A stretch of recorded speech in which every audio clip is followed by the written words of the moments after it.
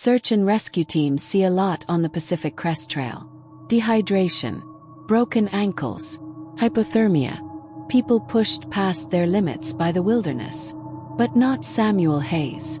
Because Samuel walked into the forest at noon and came stumbling out at dawn the next day. From behind the exact point he started.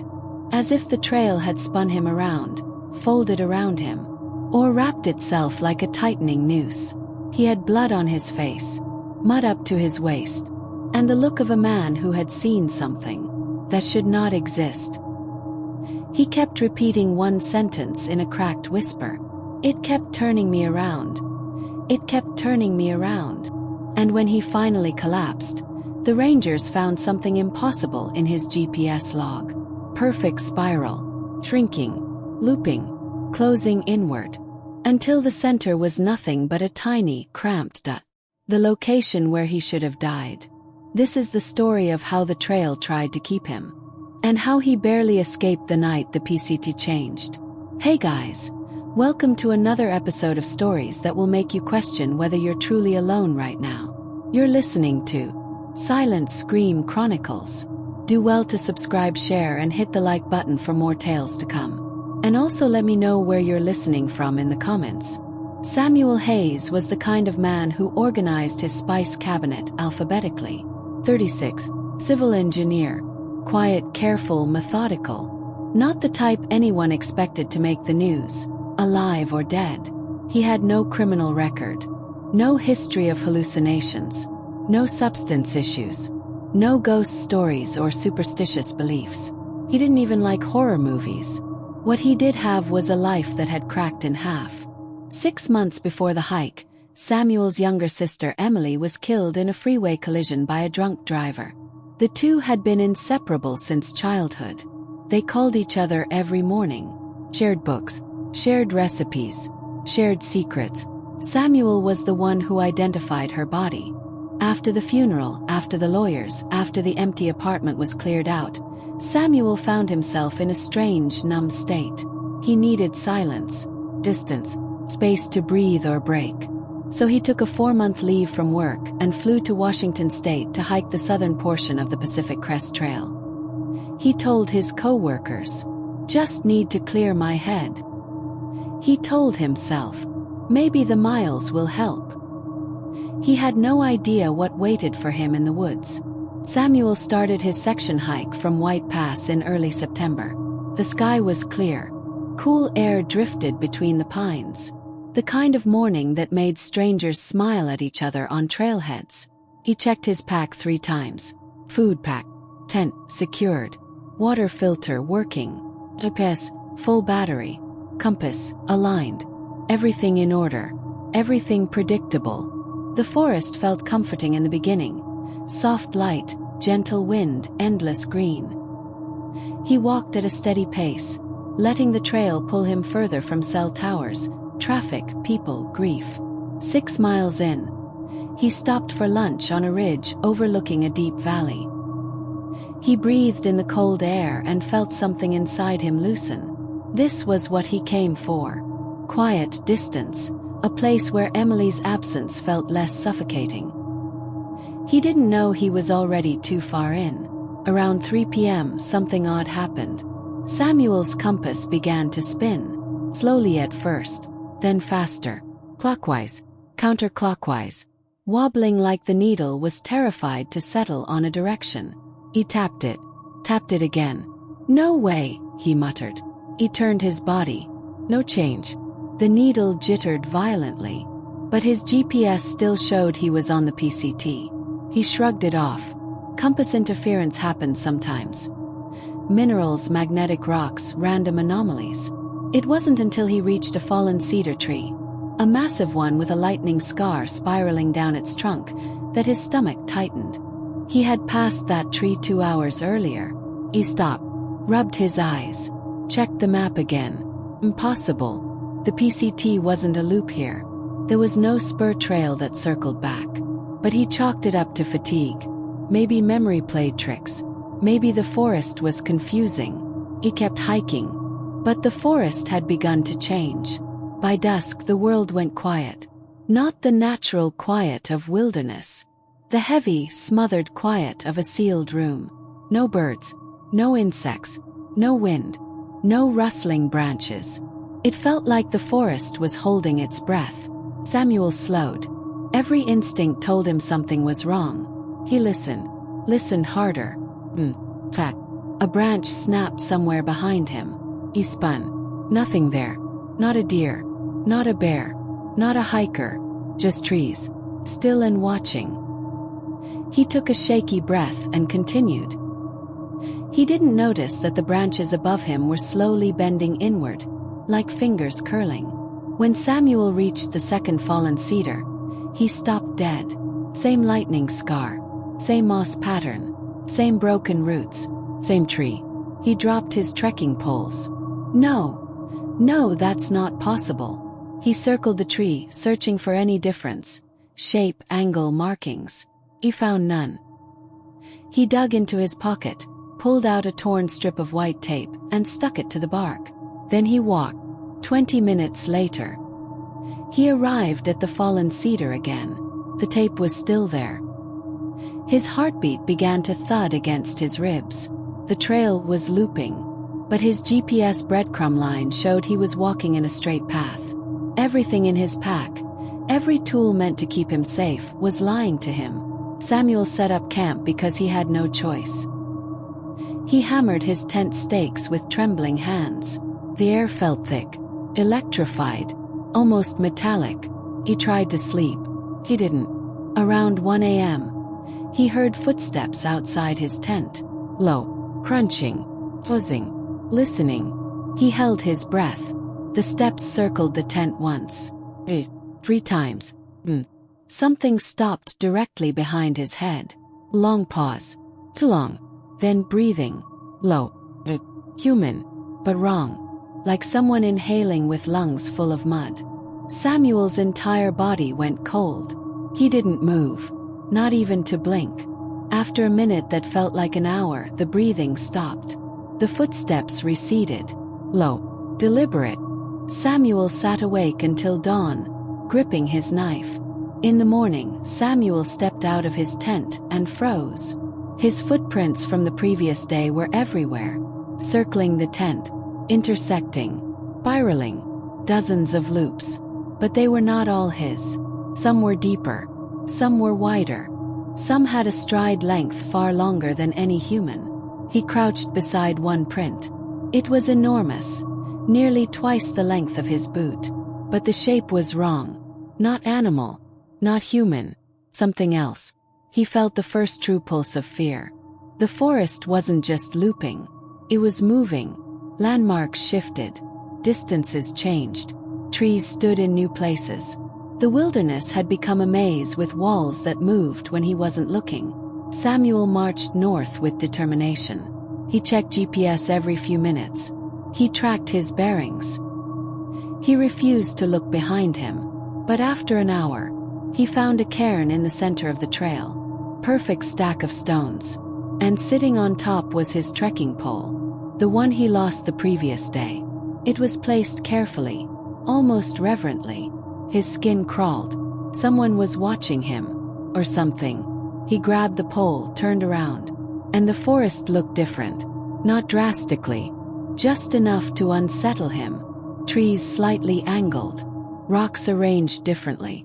The trail seemed to pull in a direction his instincts told him not to go. But he had no choice. He walked. By early afternoon, Samuel realized the loop was shrinking. Landmarks appeared quicker. Distances compressed. The fallen cedar reappeared after 10 minutes instead of 40. His GPS track looked like a tangled knot. Lines crossing, overlapping, twisting. "Come on," he whispered, panic rising. "I'm not lost. I'm not lost." But he was. Not because he couldn't find the trail, but because the trail didn't want him to leave. The air grew colder, the sunlight dimmer, the silence heavier. Samuel broke into a run. Branches slashed his arms. Roots snagged his boots. He fell twice. He kept going. But no matter where he ran, he returned to the same clearing. Every time, Each return brought him inches closer to the center. The forest was tightening a noose around him. That night, Samuel didn't sleep. He couldn't. Because at midnight, the footsteps returned. But this time there were 2 sets, then 3, 4, circling the tent. Closer, closer. The fabric indented inward like palms pressing from outside. Low, exploring. Something dragged its nails across the door flap. The zipper moved. Click. Another. Another. Samuel grabbed the zipper from inside, holding it shut with both hands. Inside, something exhaled. Wet. Labored. Hungry. Voice. But not a voice he recognized. Except he did. It was Emily's. His dead sister. Sam. Opened the tent. He froze. Tears filled his eyes. The voice sounded exactly like her. Cadence. The softness. The emotion. She whispered again, closer. Sam, please, look at me. Something tugged at the zipper. Hard. Samuel screamed. Outside, the forest responded with a low, vibrating groan. Like the trees themselves were waking. The zipper slid halfway down. Samuel braced himself. Everything went silent. And then, the forest erupted in deafening footsteps, all running toward the tent at once. Something slammed into the side. The entire tent lurched. Samuel shouted. Something clawed at the mesh. Something breathed inches from his face. The zipper slid lower. Lower. Lower.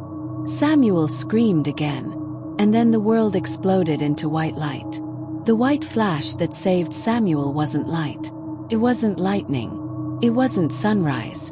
It wasn't anything natural. It was sound. A violent, concussive blast so loud it flattened the world into a moment of white nothingness. Samuel woke face down on the forest floor, ears ringing violently. His tent was gone, ripped, shredded, thrown somewhere he couldn't see. Branches lay in twisted heaps around him. The forest looked stunned, as if something powerful had slammed into it. Samuel pushed himself to his knees, trembling. He didn't know what made the blast. He didn't know why it had stopped the things outside his tent. He didn't care. He was alive, barely. When he steadied himself and looked around, his stomach turned. The clearing was smaller again, much smaller. Yesterday it had been 20 feet wide. Now it was barely 8. A tight ring of tree trunks encircled him. Too close, too symmetrical, almost architectural in their arrangement. And the prints, God, there were hundreds now. In the soil, in the pine needles, in the mud. Some were human shape, some weren't. Some prints had heel shapes, some had claws. Some looked like hands, but hands far larger than they should be. All of them circled inward. To him. Samuel staggered backward and hit a tree. The bark felt unnaturally warm under his palm. He jerked his hand away. The forest was alive. Not in the poetic sense. Alive in the predatory sense. Samuel realized something else. His compass lay beside a shredded tent pole. The needle was still. Perfectly still. Pointing north. Not spinning. Not twitching. Pointing. He swallowed hard. Was it a trap? Or a chance? His GPS, cracked and half dead, still showed the same impossible spiral. But his compass, it had chosen a direction. Samuel didn't trust it. But he trusted standing still even less. He took a breath so deep it burned his lungs, grabbed his torn pack, and followed where the needle led. The forest watched him go. Samuel walked. The trail looked normal again. Soft dirt, roots, occasional rocks. But something felt off. He checked the compass. North. Still north. But he walked faster. Branches slapped his face. Thorns tore at his sleeves. He told himself, just keep the compass steady. Don't look back. Don't look sideways. He followed north for 15 minutes. 30. 45. He almost let himself hope. But then he saw it. The fallen cedar.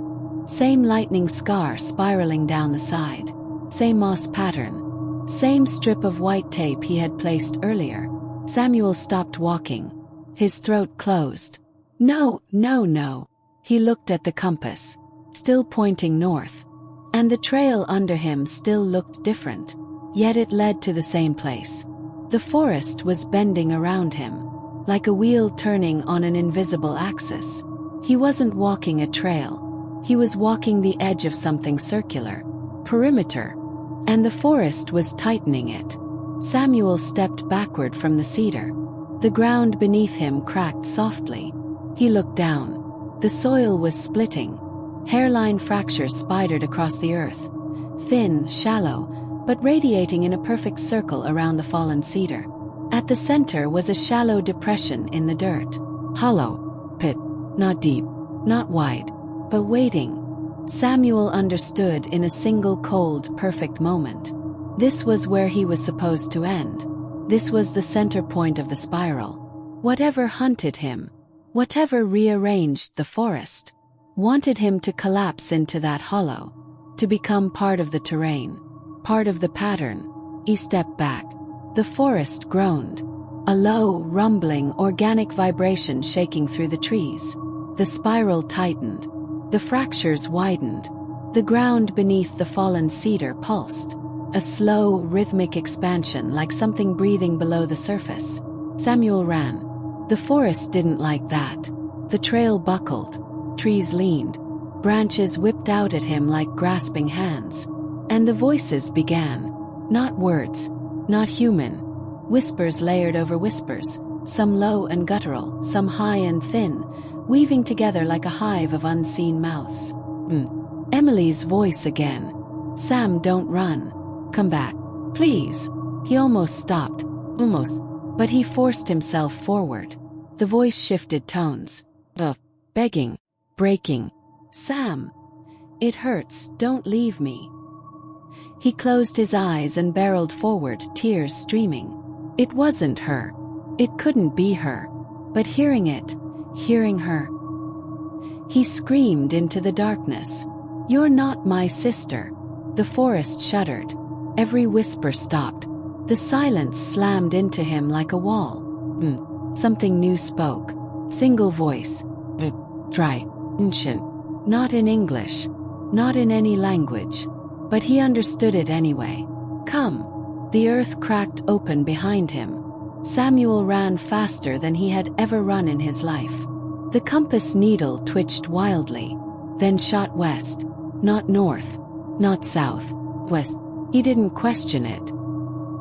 He followed the needle as the forest screamed behind him. Branches snapping. Earth splitting. Whispers rising in frantic, furious static. He burst through twisted shrub, stumbled over a boulder, shoved through a wall of thorns, and fell onto gravel. Road. A real human-made fire road. Gray, ugly, beautiful. He collapsed onto his hands and knees, sobbing. He had made it. He had. A branch snapped behind him. Samuel froze. He turned. The forest line sat impossibly still. Black.